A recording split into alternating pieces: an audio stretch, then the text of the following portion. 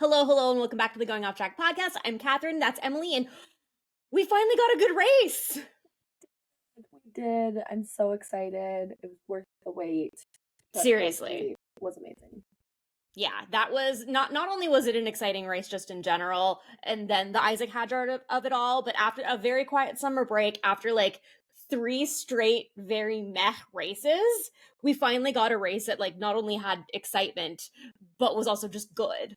Yeah, agreed. It was like I was on the edge of my seat and I was like, oh my god, what's gonna happen? Oh my god, safety car. So it was good. Loved it.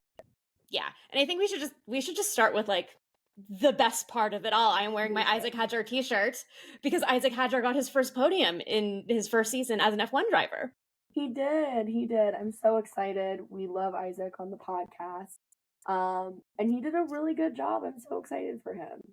Yeah, I thought it was, obviously I think it was a little bit of a combination of like, it's really hard to overtake in Zandvoort, which I think really helped him for the fact that he was able to qualify a V-carb that is not the greatest car on track and was able to hold off not just a Ferrari, but also a Mercedes in, a couple of, safety car restarts. So he really had to try to maintain the track position that he got out of that great qualifying.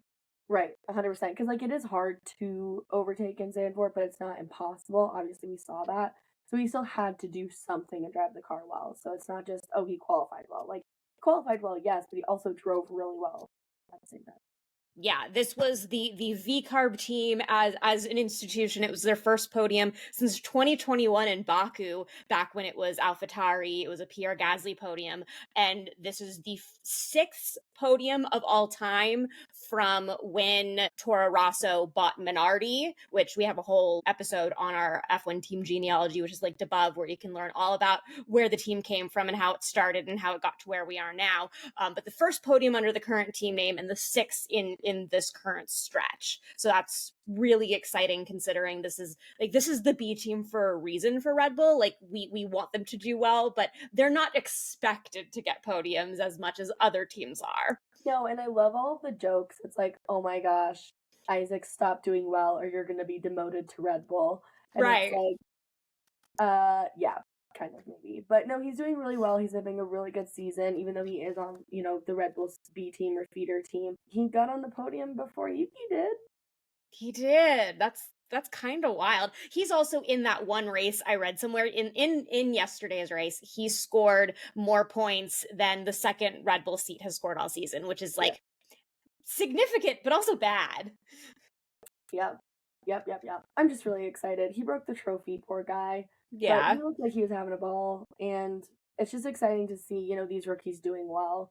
It's really hard. I'm sure, obviously we're not rookie drivers, but I'm sure it's hard to like go in not knowing your future. You may have only, 5 races like we saw with Jack Dune. So it's exciting to see him doing well, especially after, his first race. He crashed on the formation lap. But no, he's definitely turned it around this season, so it's really exciting to see. Yeah, and I honestly don't think anybody is going to forget the look on his face when he like picked up the trophy during the team celebration. All of a sudden, it just popped in half, which it's so funny. It reminds me obviously a little bit of when Lando broke the Hungary trophy from a couple of years ago, but I thought it was just the way that V-carb social media has, approached all of this and like the way that they've done it all has just been fantastic. And they're having so much fun with it, and they're letting like the drivers are having fun, the team is having fun. And I think that like that's the real key here to a lot of the success we're seeing, at least from the, Hadjar side of the garage. Agreed. Other exciting things this weekend, Oscar is pulling away in the Drivers' Championship. He won his 7th race of the season, which if you would have asked me at the beginning of the year or like leading into this season, I don't think I would have been like, oh yeah, Oscar's going to win a ton of races. I think I would just been like, he's going to be consistent enough to be in the conversation for Drivers' Championship and trying to win. And now he's looking like a solid contender. Like obviously he was before, but he led wire to wire this weekend. He did so well. He looked great in the car. The car looked good. So it's exciting to see. We called it like last year. when we said Oscar will be a world champion before Lando. So yeah, and this is the first time he's had a Grand Slam. He won from pole. He had fastest lap, led every lap, et cetera, et cetera. So that's really it really goes to show you just how great of a driver he is. Not even to, and this was done a lot, and you and I were texting about this a lot, not even to make his win about Lando. He's just really good. And yes, it would have, maybe been nice to see Oscar and Lando duking it out for the win those last few laps before Lando's car decided to say no thank you. But the most important part is to remember that it's not about Lando, and Oscar's success comes from the fact that Oscar is a phenom, and McLaren stealing him away from Alpine like they did is one of the biggest coups in modern Formula One. Yeah, I love it. I love to see Zach Brown upset. I mean, also that, yeah, there was also a little bit of a moment of from Andrea Stella when he was being interviewed after the race, where it's it really felt to me, and I could probably just, this is my I don't like Lando that much goggles, but it really felt like we're happy for Oscar, but we really wanted Lando to win type of deal. But I just, the real concern going down the stretch, I think for now, is going to be this reliability from their engine. And if we're going to have some, mysterious oil leaks like what happened with Lando yesterday, then this is going to be a big risk for both of them. Yeah, it is.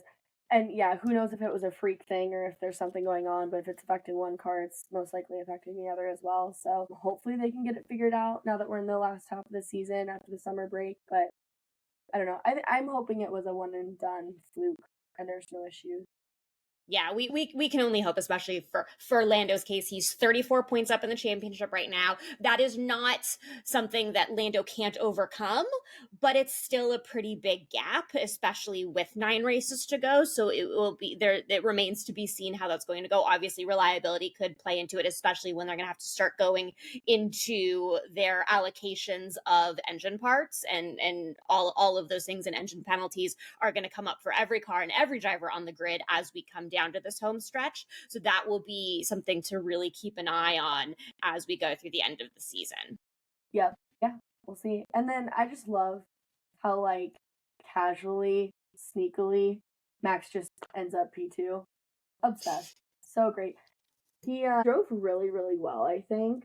And he's driving the crap out of that car. But I don't automatically assume he's going to be on the podium anymore, which is really hard because he's Max. Right. But I think he drove a really good race. I think he, lucked out a little bit with Lando's car just refusing to go. But he still would have gotten a podium either way, barring a catastrophe. But and this was, ending his streak of his longest streak of not having a podium since 2018. But you really see what the limitations are in the Red Bull compared to the McLaren, and Max is going to do what he can, and he will pull out these surprise little bits. But I think it's really going to be a question of when McLaren missteps, how does Max take advantage rather than Max just being able to beat the McLarens outright. Yeah, 100%. Yeah. And then before we move on to who else impressed, I did want to point out that the podium, we had our 12th woman to collect a Constructors trophy of all time, which is A, terrible, but B, also very exciting because we have a woman doing it. This was the McLaren CFO, Laura Bowden. And I just, the second she came up on screen, I was like, I need to know what her name is to point out on the podcast, just because it's so rare to have one. We did have one earlier this year in Miami. And then the only it happens very rarely. 2016 it happened once, and I just remember that because not only did I watch every race of the 2016 season, so you don't have to, linked above, but also it was the woman who would one day become James Vowles' wife, so that was also notable. Yeah.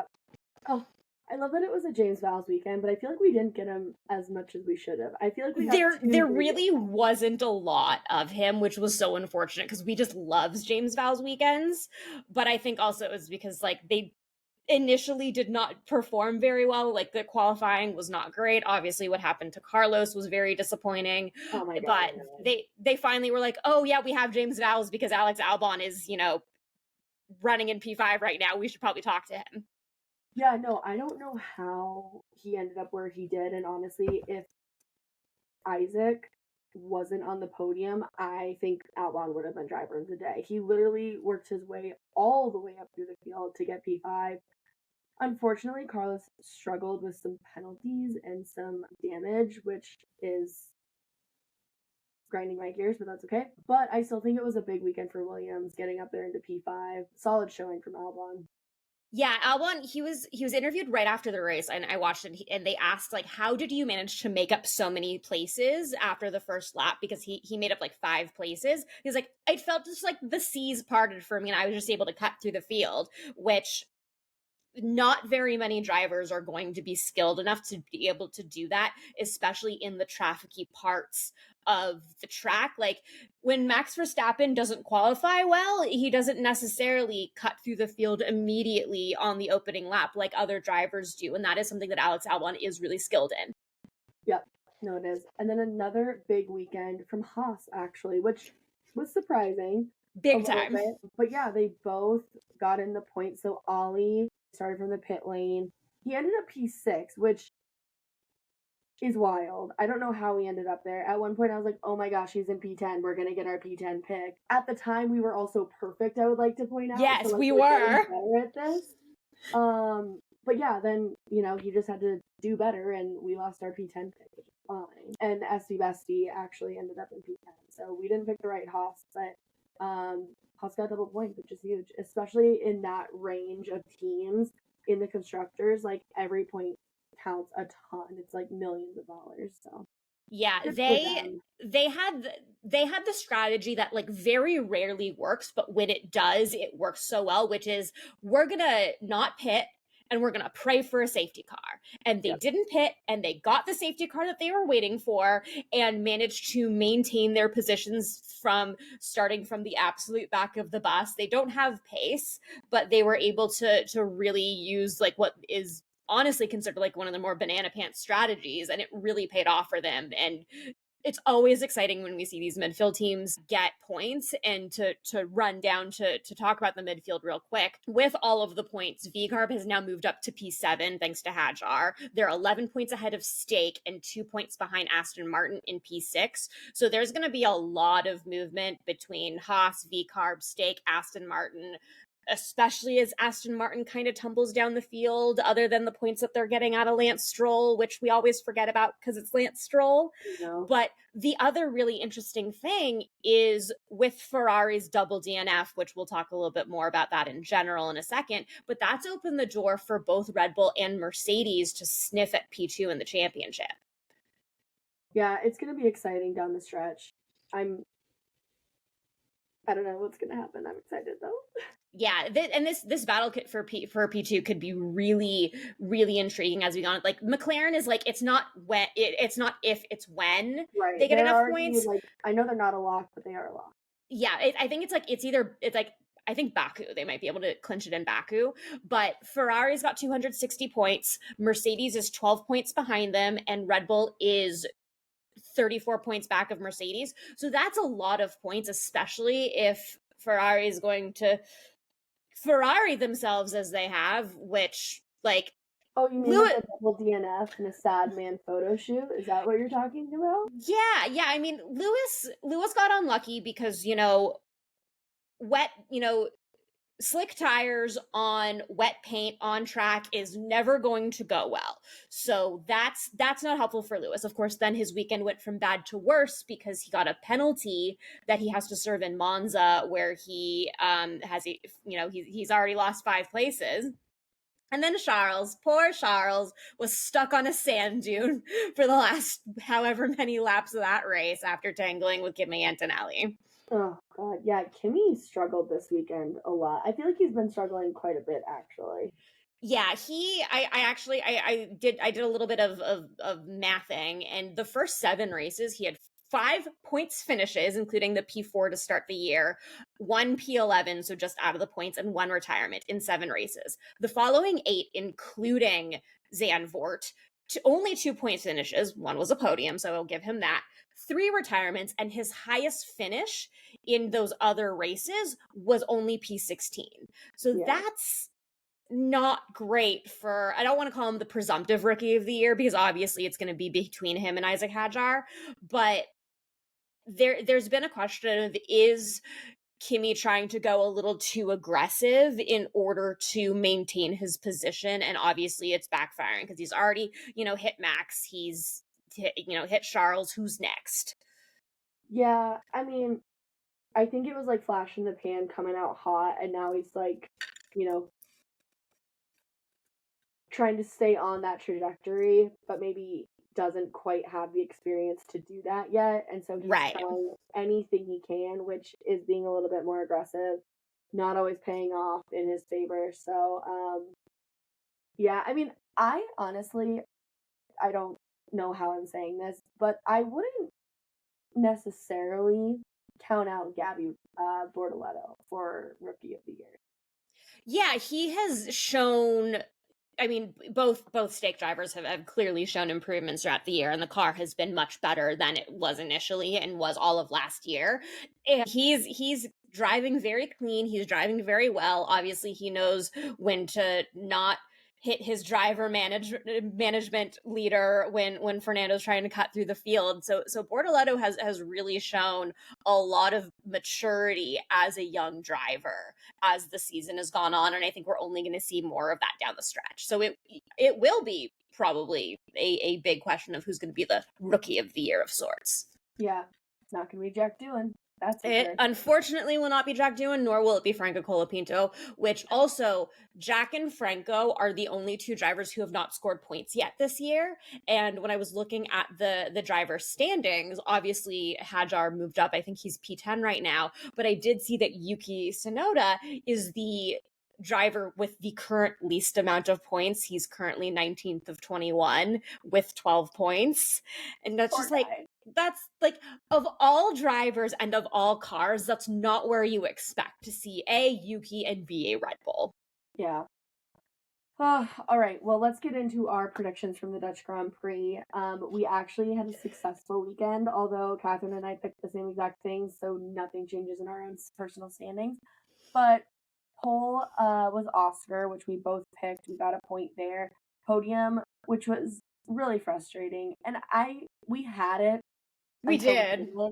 But it was Oscar, Max, Isack, and we both had Oscar, Lando, Max, and that's why I'm saying we did really well, because like up until 6 laps to go, we had the podium. And then, like I said earlier, we picked the wrong Haas.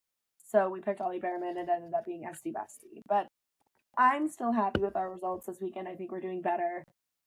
Who knows what's going to come with Monza, because I feel like we can't predict anything anymore. But yeah, we'll see. And then for biggest surprise, Kathryn, you said it, we were finally going to get an exciting race, and I'm pretty sure this qualifies as an exciting race. Yeah. So I said it's going to be a big Williams weekend.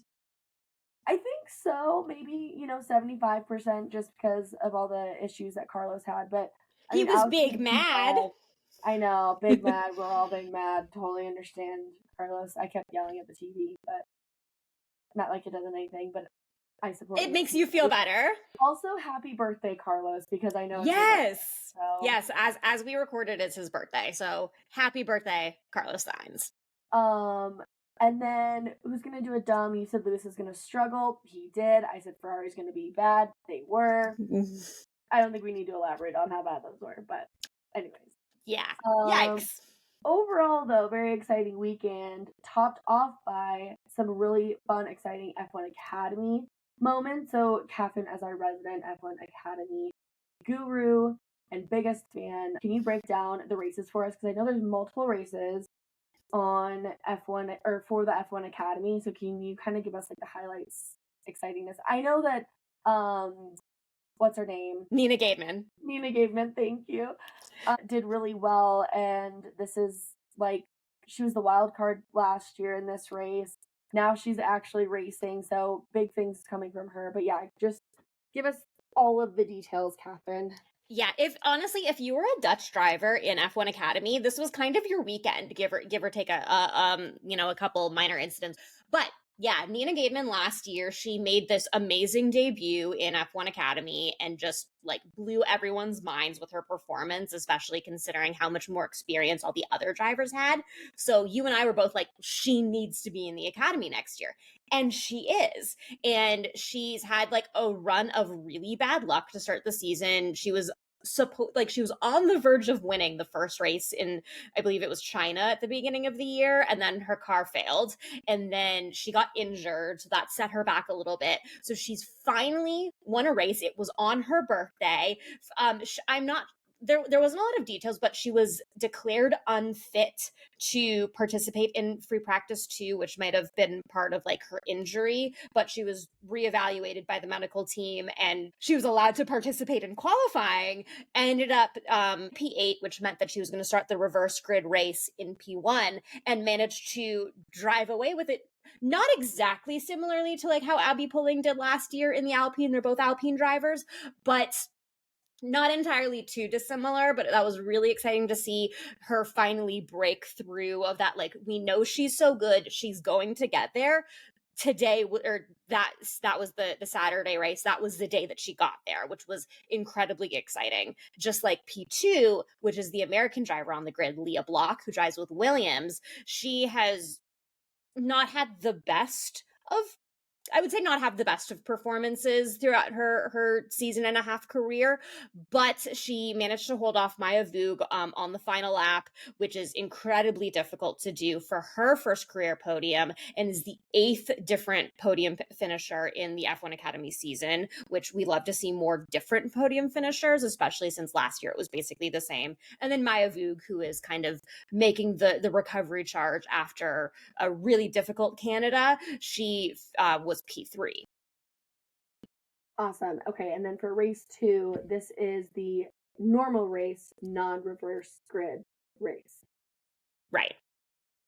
Yeah, it's the full points race. Like, they've really leaned into calling it like the reverse grid race, because that's really the only difference between race 1 and race 2, because they're both the same amount of laps, which still don't like that. They still need to tweak that a teeny tiny bit to make it the fewer amount of points that you earn in race 1 versus race 2 worth it, in my opinion. But I don't run F1 Academy. Susie Wolf does, so there's that. She does. So how did race 2 go? Race 2 was it was all Maya Vug. She was this is so funny, and this race happened before the Formula 1 race, and Maya Vug, who is a Dutch driver, drives for Ferrari, is the first Ferrari winner at Zandvoort since 1983. Love it. Yeah, that was just I just love when F1 Academy does those bits. Like last year when Chloe Chambers was driving for Haas, it's like the best driver in the history of Haas, who is like the only race winner, is Chloe Chambers, who also had a really difficult weekend this weekend. She did not score a lot of points in the first race, and then was not able to start in the second race after I think she was supposed to start in the first row or the second row. So that was really difficult for her, especially with her championship ambitions. But it was a win for Maya Vug, so win at home. Then P2, we had Alicia Pomalski, who's the Red Bull Academy driver. She was back. And Dorian Pond for Mercedes, she's in P3. McLaren driver Ella Lloyd actually finished in P2, but she had a 5-second penalty that dropped her down to P4, which is how they were able to move up. And our wildcard driver, Esme Kosterman, was able to score points in the second race, just like Nina Gademan did last year. So these Dutch wildcard drivers just need to keep coming in and keep. What is the water in that country? You got, I know, like Max Verstappen, all of these, F1 Academy drivers. They had quite a weekend. Yeah, exactly. So I think we'll be seeing more out of Kosterman. She's also a very young driver. She's really just started, open wheel racing a couple of years ago. So this is going to be really interesting. Championship standing wise, Dorian Pond remains in the lead. She added 18 points this weekend and she has 127 points. Maya Vug has 107, moving up from P3. Obviously, Chloe Chambers didn't score a lot of points because of her did not start. The rest of the top 5 stayed the same, but it's really going to be close between Pond and Vug, which is kind of what we expected going into this season, now that Abby Pulling was out of the way. But it'll be very interesting to see. There's only 2 race weekends left for total races, that maybe we can see some surprises, but I think it would also have to the top 2 drivers would have to have bad weekends in order for somebody like Chloe Chambers to really move up in a position significantly. Well, it should be interesting. Like you said, there's only 2 race weekends left. Our next race with the F1 Academy will be Singapore, which is in October. So, exciting. Yeah, Singapore is obviously it's a tough weekend for F1. It will also it's going to be a tough weekend for F1 Academy, but they also really love driving there, and the races are also really exciting too. Yep. Well, overall, I think we had a great Dutch Grand Prix weekend. We only heard the Dutch national anthem for the F1 side at least once, which was the start of the race. Which, you know, I had like a little bit of hope that Max would win, only if it was to beat Lando, but I'm really glad that Oscar won. But yeah, great race weekend, and we're coming up with another double header. So we do go into Monza this weekend, which I don't know how Monza's going to go. It's going to be brutal, honestly, with how Ferrari's currently performing, but yeah, we'll see. Also, it looks like we're bringing more blue, and I just don't understand. Yeah. I sent you a post from one of the Ferrari accounts of some new blue Ferrari merch, and I don't know if this means that we're going to see another attempt at a blue livery on the car, but I hope They they won't make don't. it happen, Kathryn. Well, I know that they're not gonna give us like a good blue livery, but it's like, what blue are they gonna pretend is a blue livery if they're gonna try putting that on? I don't want it to happen. I just give me a full red car back. Like let's make these like HP logos blend in a little bit more. I know like that's not the point. Like the sponsors put hundreds of millions of dollars into the team so they can have their ugly logos on, but maybe like, you know, McLaren and MasterCard is orange, which is close enough to papaya. Maybe Ferrari should have found a title sponsor that the logo aesthetic works a little bit better with their brand schemes. I know, it's so brutal, but what are you gonna do? Yeah, so coming up next, we will have our Monza prediction episode out later this week. Before I hit you guys with the outro, real quick off track moment, I think has to go to Charles Leclerc posting his sad man photo shoot in his carousel from the race weekend. The first picture! It's so funny, and it's just like, I honestly in the background wanted to be like, all by myself. But yeah, loved it. He kills me, and it's just like he just kept sitting there posing, and I was like, what are you doing? Yeah, and I thought it was, and it's like not only was he there, but he got stuck, which is why he had to stay there for the rest of the race. Like that was kind of like a no man's land where he wasn't able to get back to the garage, which is why he had to sit there on a sand dune all by himself, surrounded by photographers, one of whom supplied him with that great, you know, photo. And it's like the new meme. Like Lando had a little bit of that sad man photo shoot just from like the aerial photography, but Charles was like on that sand dune doing what Charles Leclerc does. Oh yeah, no, it's great, but we'll see what happens to him in Monza. Our episode will be out later this week. That is it for the Dutch Grand Prix. Thanks for going off track with us, guys.